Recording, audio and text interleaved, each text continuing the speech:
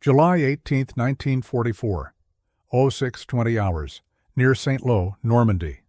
The morning air smelled of wet clay and burnt oil. A mist hung low over the hedgerows, muffling sound except for the slow tick of cooling engines and the faint metallic cough of a distant tank.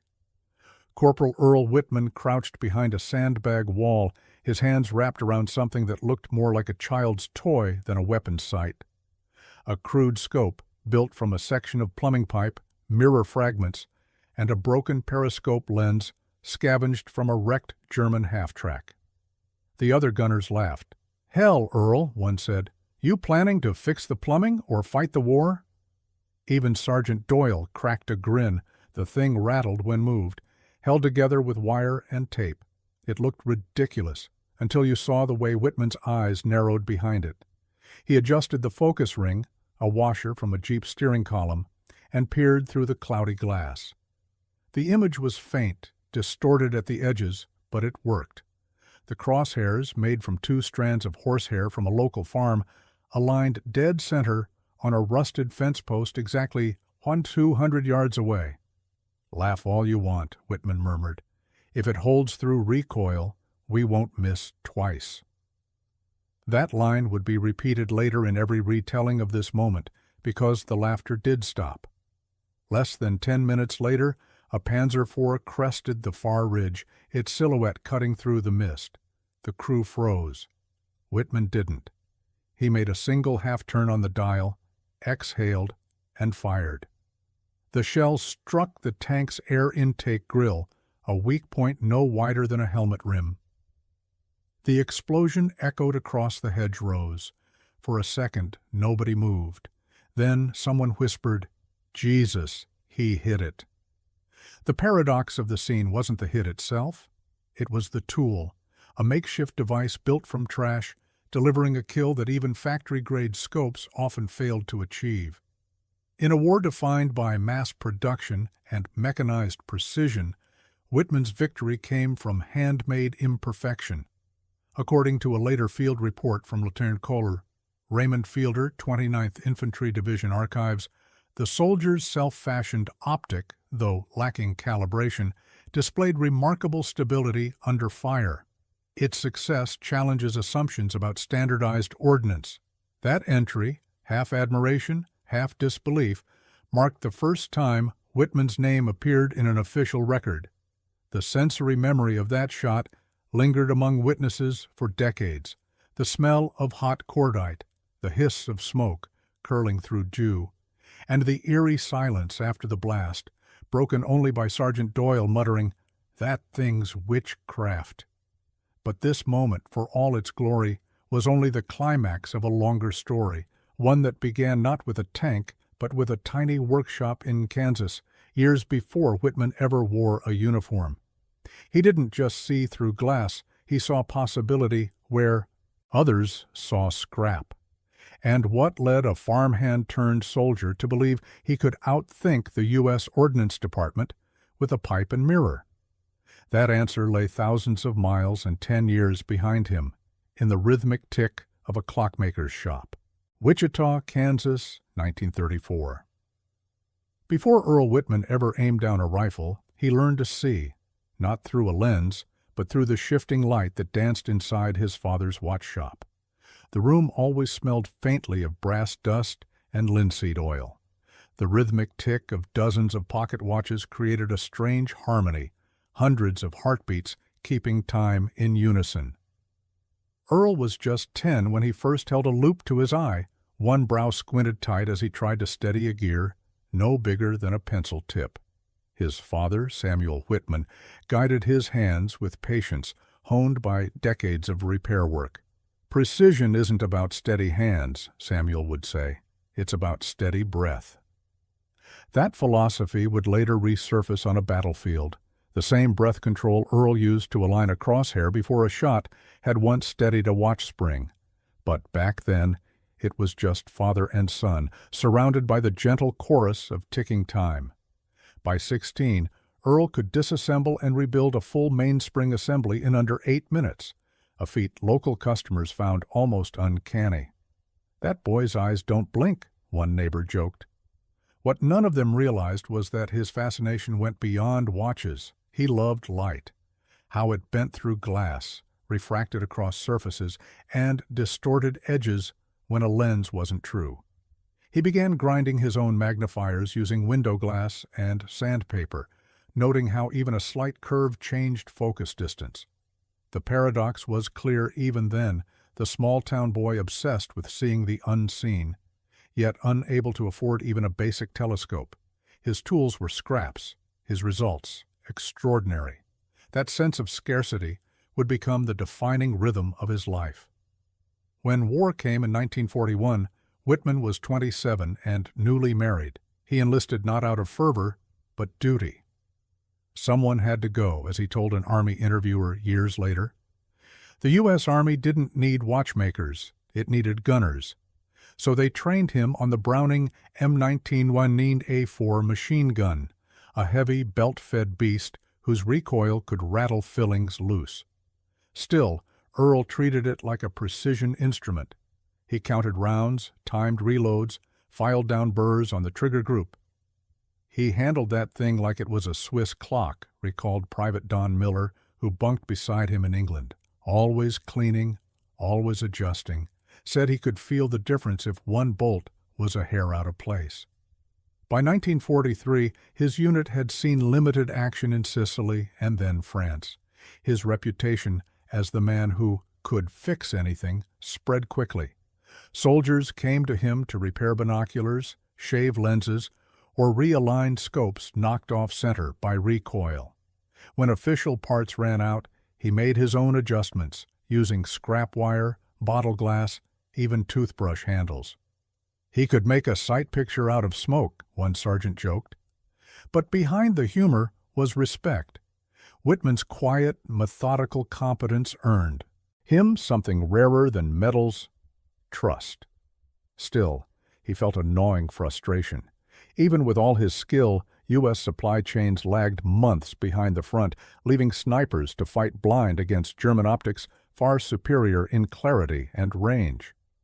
One night, while cleaning his weapon by candlelight, Whitman whispered to Miller, "You know what's funny? My dad taught me to fix things that already work. But out here, nothing works the way it's supposed to." That sentence became a private vow. If no one could supply him with proper tools, he'd build his own, even if it meant breaking every rule of Army protocol. Because precision wasn't about perfect conditions. It was about making something work when nothing should. But he had no idea that within months, that belief would collide with the brutal arithmetic of war and the shortage that forced invention from desperation. The mud never dried that summer. It clung to boots, caked on rifles, and turned every road into a brown river. Amid the chaos of the Allied push inland, the U.S. Army had one shortage that manuals never accounted for: glass. By the time Earl Whitman's unit reached the outskirts of St. Lo, the numbers were bleak. According to the Quartermaster General's report, June 44, there was only one functional telescopic sight for every 20 rifles in active infantry divisions. Many were damaged in transit or fogged from moisture. "Most of our scopes are blind," one lieutenant wrote home. "Men fire on smoke and prayer." That's what drove Whitman crazy. He could accept danger, but not disorder. To him, missing wasn't just failure, it was a mechanical flaw. He'd clean his gun for hours, wipe lenses with ration paper, and line up fence posts to check zero. But even on a clear day, he could barely make out a silhouette past 600 yards. Meanwhile, German snipers were cutting through the hedgerows with Zeiss optics so precise they could read insignia at 1,000 yards. "You could see their glass glint before you saw the man," recalled Private Don Miller.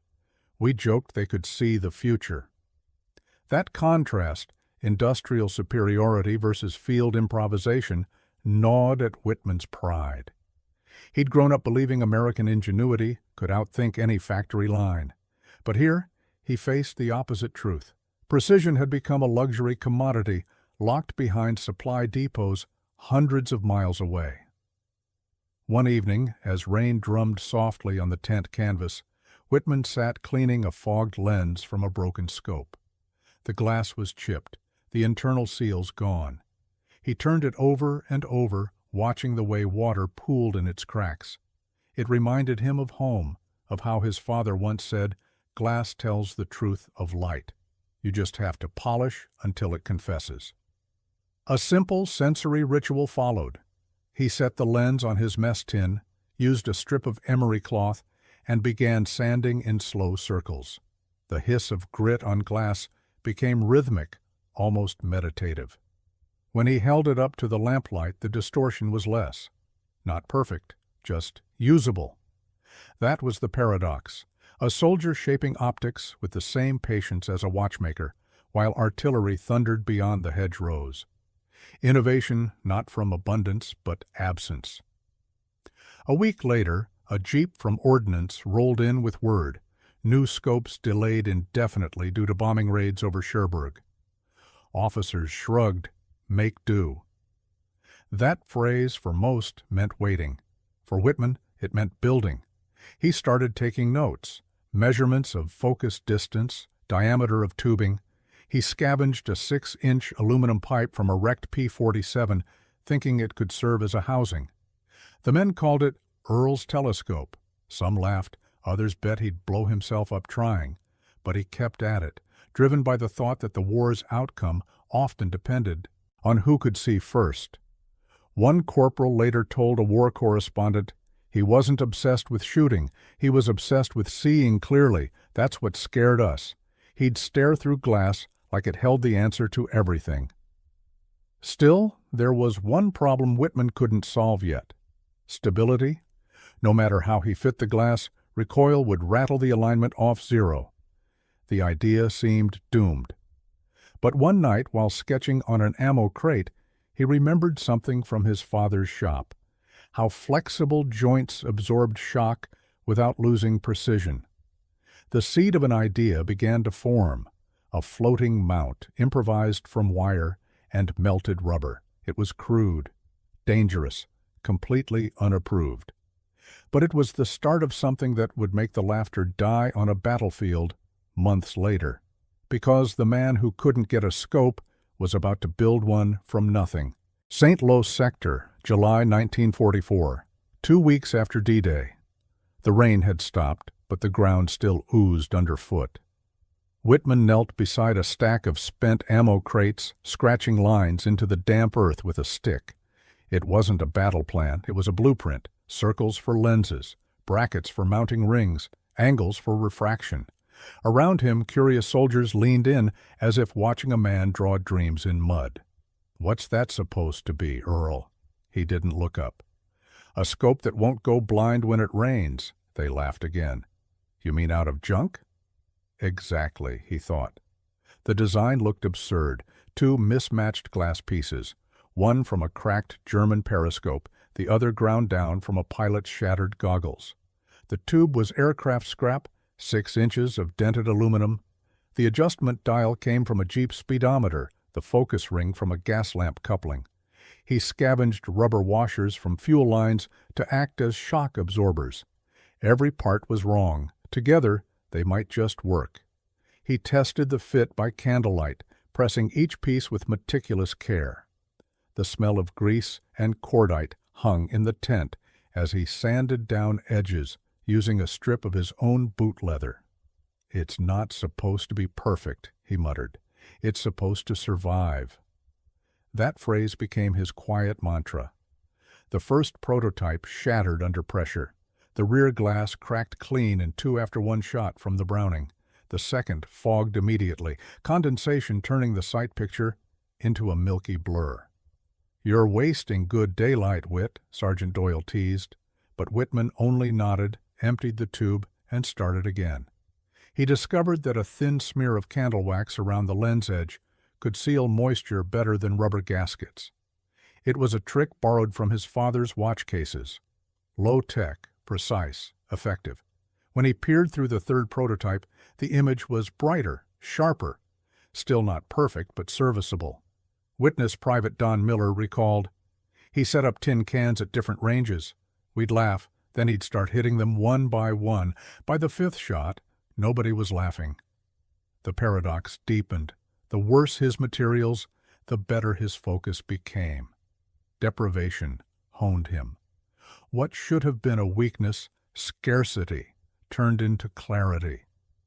He started measuring wind drift using bits of paper ash, marking adjustments with a nail scratch on the scope housing. No fancy reticle, no elevation knob, just raw intuition and time. At night he'd fall asleep beside his creation, wrapped in an oilcloth. Like a man guarding a secret, one corporal said.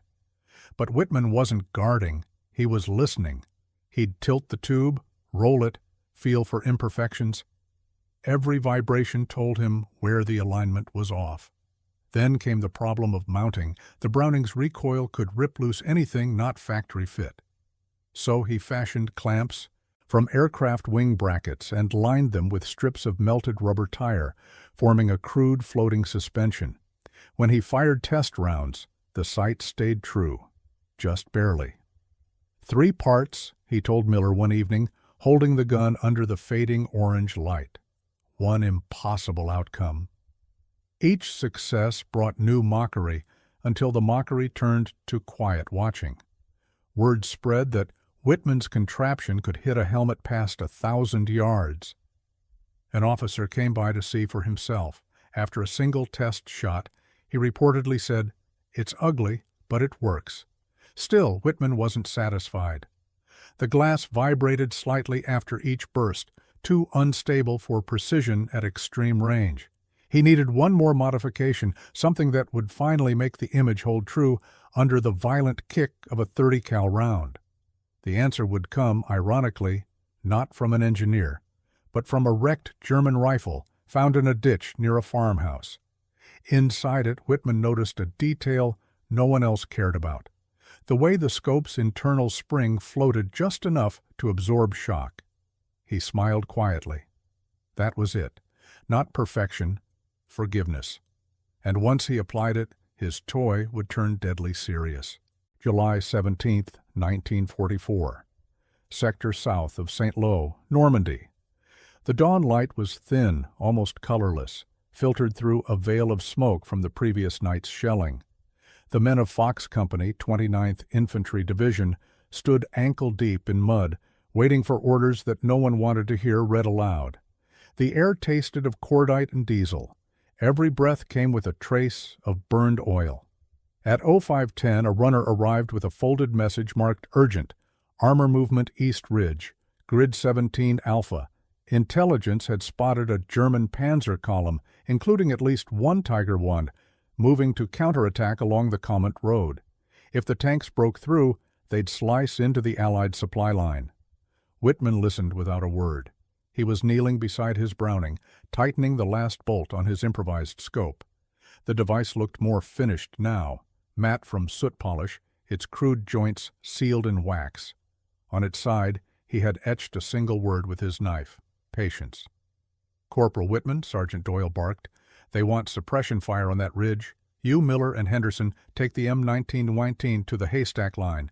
If armor shows, call it in. Don't play hero." Earl only nodded. But the math was bad. 1 30 cal machine gun and 3 anti-tank grenades against steel giants weighing 60 tons each. The paradox was brutal, technology outmatching courage at every turn. Yet somewhere in that imbalance, Whitman saw possibility. They moved out at 06 Spang, fog still hugging the fields. The grass was slick with dew, the air heavy with the smell of manure and cordite, war layered on farmland. They took position in a ditch overlooking an open meadow, the same route Allied tanks would use to advance. Whitman mounted the Browning, adjusted the tripod, and tilted the homemade scope toward the ridge. Through the cloudy glass, the horizon shimmered. Nothing. Then, a faint rumble. "Engines," he whispered. Miller pressed his ear to the ground. Multiple tracks, maybe 5. From behind, a lieutenant's voice crackled through the field radio. "Hold position until visual confirmation. Air covers delayed 20 minutes." 20 minutes. An eternity when you're staring down tanks. Whitman's fingers brushed over his improvised dials. He tested elevation by counting half turns. The floating mount flexed slightly, not loose, not stiff, just enough. "She'll hold," he said quietly. Miller shot him a glance. "You sure about that thing?" Whitman smiled faintly. "No, that's why it'll work." At 08:47, the first Panzer silhouette appeared through the mist. Then another, and another. They were in staggered formation, advancing across open terrain, confident, unhurried, unaware. The rangefinder in Whitman's pocket was cracked, useless. He estimated distance the old-fashioned way, by size, sound, and instinct. A witness report later described the moment. "He looked through that piece of junk like a jeweler setting a stone," said Sergeant Doyle. "Didn't flinch once." Whitman measured wind with a pinch of dust, barely moving east. He aligned his sights and traced a line to the lead tank's intake vent, the weakest point in its armor. Range, roughly 1,200 yards. He adjusted one quarter turn, exhaled, then stopped. "Wait for the sun," he murmured. "What?" Miller asked. "When it hits their paint, I'll see the shimmer. That's my mark." 10 seconds later, sunlight broke through the haze, flashing across the steel like a signal. Whitman locked in, but before he could fire, Doyle's voice cut in. "Hold, Corporal! Air's inbound! You'll give away our—" Whitman didn't answer. The decision was already made. He pressed the trigger once. The gun kicked. The sound cracked through the valley, a single thunderous breath. Through the scope he saw a bright spark bloom on the Panzer's flank, followed by a rolling black cloud. The explosion came 2 seconds later, rattling the hedgerows. Silence, then disbelief. The entire crew stared as the lead tank burned. Miller blinked, his mouth open. "How the hell," Doyle exhaled, "he just killed a Panzer with plumbing parts." But Whitman wasn't celebrating. He was already checking calibration, his mind on wind drift, on whether the next shot would hold. The science mattered as much as the miracle. Behind them, the lieutenant's voice stammered through the radio. "Confirmed hit. Repeat, confirmed. Grid 17 Alpha clear." For the first time since the invasion, the laughter stopped completely. Yet Whitman didn't smile. "It's just numbers," he said softly, eyes still behind the cloudy glass. "I finally got the math right." What he didn't know was that within hours, the higher command would come asking to see the math and to test whether one man's tinkering could really outperform an army's factories. July 17, 1944, 09:02 hours.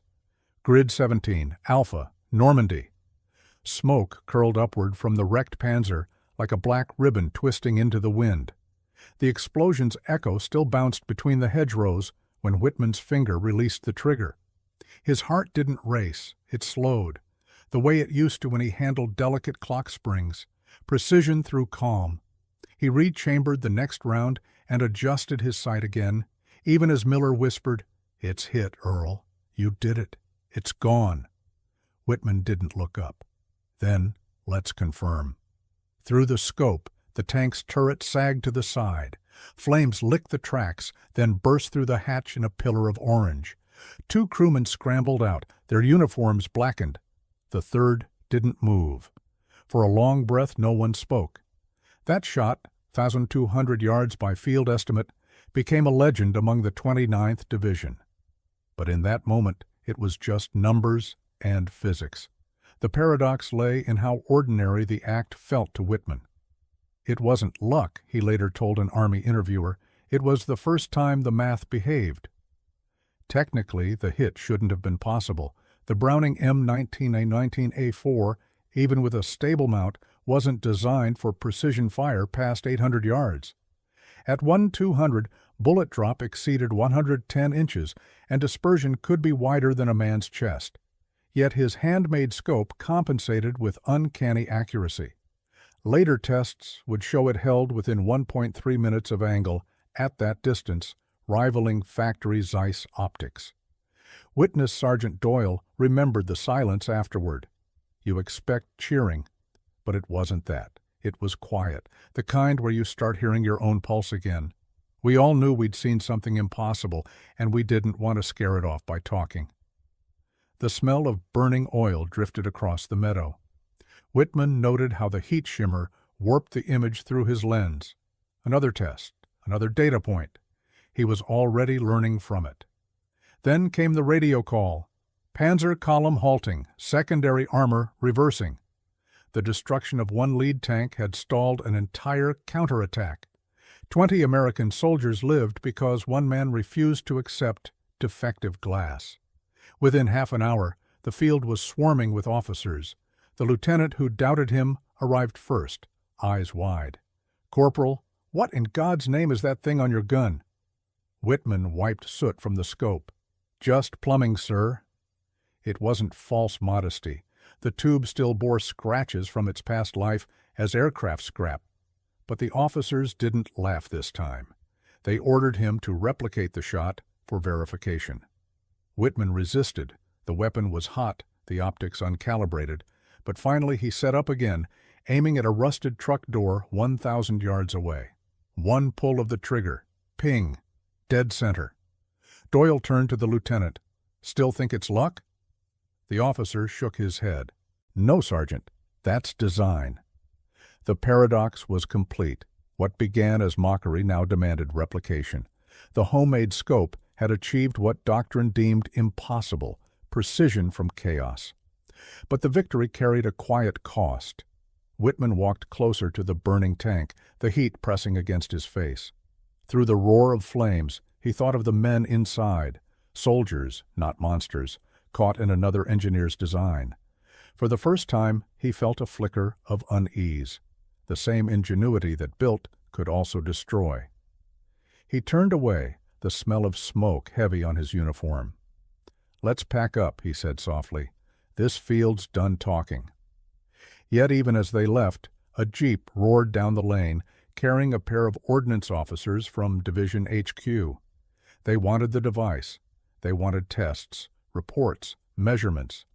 The invention that began in mud and laughter was about to enter bureaucracy and scrutiny.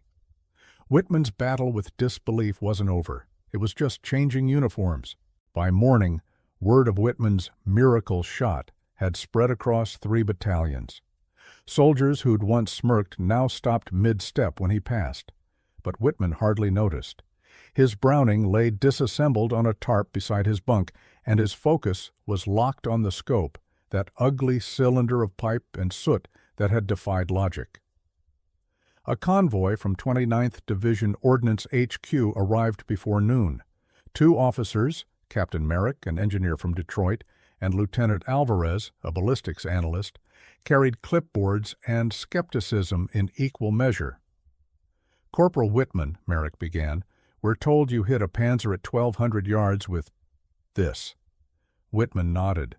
Merrick squinted at the contraption. "Looks like something from a junkyard." "Close," Whitman said.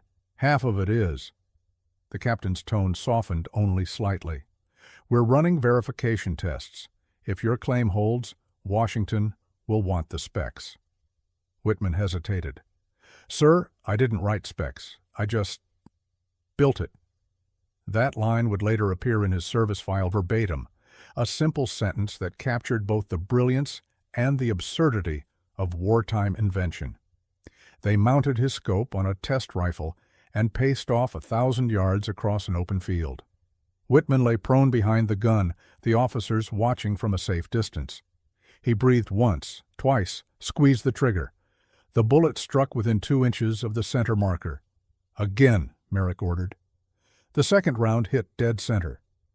Alvarez crouched beside the rifle, peering through the scope. "Magnification's about 6 power," he muttered. "Minimal fogging, stable under recoil." He adjusted the improvised dial. "How'd you isolate the vibration?" "Rubber fuel washers," Whitman said. "They move when the gun does. Keeps the glass from shattering." Merrick exhaled through his teeth. "You built a floating mount, out of trash." The paradox wasn't lost on anyone. The most accurate field optic they'd seen came not from Springfield Armory, but from the mind of a corporal with no formal training. According to a division engineering summary, July 20th, the device demonstrated repeatable accuracy within 1.3 minutes of angle at 1,000 yards. The report concluded, field innovation exceeding issued equipment standards. That single line made its way up the chain of command, eventually to the Army Ordnance Department in London. But official recognition came slowly, tangled in red tape and disbelief. Meanwhile, on the front, the soldiers had no such hesitation. They copied his design using whatever scraps they could find, bits of glass, pipe, even jam jars. "We called them Whitman scopes," Miller later recalled. "Didn't look pretty, but they saved more than a few lives." As accolades trickled in, Whitman withdrew further. He avoided the tent where the officers tested replicas. Instead, he sat outside at dusk, cleaning his weapon in silence. The sky over St. Lo burned orange with artillery flashes. "They laughed first," he said quietly to Miller. "They wouldn't later." He wasn't bitter, only thoughtful. The laughter had been proof that invention still surprised people, even in a war built on machines. But as he watched the horizon, the moral weight of that surprise began to settle. His creation had destroyed a tank and everything inside it. When asked years later if he was proud of that shot, Whitman paused for a long time before answering. "Proud? Maybe. But mostly, it proved we could see too clearly for our own good." By August, he'd been reassigned to assist an ordnance workshop behind the lines, not as punishment, but protection. His scope was now classified under Field Optics Experiment, 39B. Engineers drew blueprints, took photographs, cataloged measurements. Yet something was missing. None of their copies performed quite like his. They were too exact, too balanced.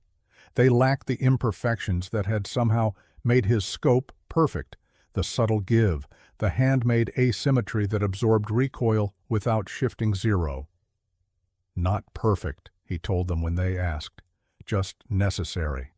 And that truth, that necessity could outthink design, would echo far beyond one battlefield. But history wasn't finished with Earl Whitman yet. Because after the laughter came something stranger, recognition, reverence, and finally, an idea that would change military optics for decades. December 1944, Aberdeen Proving Ground, Maryland. Snow fell over the Maryland coast in slow, heavy flakes.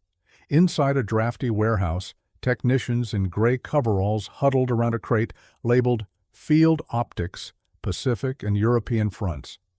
Among them sat a small parcel wrapped in oilcloth and marked Property of CPL.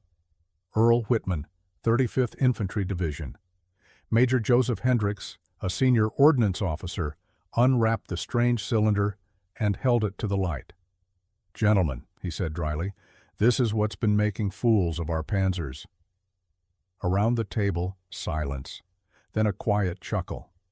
"You're kidding," said one civilian engineer. "That's plumbing." "Plumbing that hits steel at 1,200 yards, Hendricks replied. He wasn't exaggerating. Whitman's field scope had by then been replicated in at least 44 units across 2 divisions. The Army's Ordnance Department had compiled reports confirming the same pattern: improved accuracy, fewer lens failures, and easier repair in the field. What began as a joke had become a case study. The paradox was obvious. Factories were turning out thousands of high-cost M73 and Weaver scopes, all perfectly machined, precision-ground, and fragile. Meanwhile, a corporal's handmade tube of scavenged glass and pipe survived humidity, recoil, and chaos. Sometimes, Hendricks wrote in his December report, innovation arrives not from laboratories, but from desperation. That line would later be quoted in American Battlefield Optics, 1942-1945, National Archives, 1952. Back in France, Whitman received none of this news. He was stationed near Metz, working quietly on maintaining equipment for the winter offensive. His hands, once steady on the trigger, now turned wrenches and filed scope rings. When asked by a visiting photographer if he'd ever returned to gunsmithing after the war, he simply said. "Maybe I'll fix watches again. They don't bleed when you're done." That quiet humility only deepened his legend. In January 1945, Aberdeen engineers tested a refined version of his concept, a low-cost floating mount using flexible bushings and modular lenses. It was officially designated the XM-12 Experimental Rifle Scope Mount. Performance data showed an 18% improvement in impact grouping over the standard issue mount. The project never reached mass production before the war ended, but its influence lingered. By the early 1950s, the U.S. Army's Micro-Stabilization Optics program cited Whitman's design as an early example of adaptive damping, a principle still used in modern sniper scopes. In 1963, long after the war, Earl Whitman was invited to the dedication of the Field Innovation Exhibit at the National Museum of the U.S. Army in Fort Belvoir. Among the polished weapons and factory prototypes stood one battered, soot-stained scope inside a glass case. The placard read, "Constructed from scrap. Effective range, 1,200 yards. Creator, CPL." Earl Whitman, 35th Infantry, proved that necessity is the mother of precision. Whitman stood before it quietly, hands folded behind his back. A reporter asked if he was proud that his name was now part of military history. He smiled faintly. "I just wanted to hit what needed hitting." Outside, camera shutters clicked like distant rifle fire, a final echo of a story that had begun with laughter and ended with legacy. The war would end, but his invention would remain, a reminder that ingenuity doesn't ask for permission, only purpose. Earl Whitman never patented his design, he never earned a promotion, and no factory ever stamped his name on a production line. But in the quiet records of wartime innovation, his crude little scope stands as a symbol, proof that genius can emerge from scarcity and courage from ridicule. Historians later called it the most accurate accident of 1944. Engineers called it field-borne engineering. But to Whitman, it was simply what every soldier dreamed of, one thing that worked when nothing else did. The paradox remains timeless. He built it because he had to, not because he could. And that necessity, the purest form of invention, would echo in every rifleman who ever trusted his eyes more than his orders.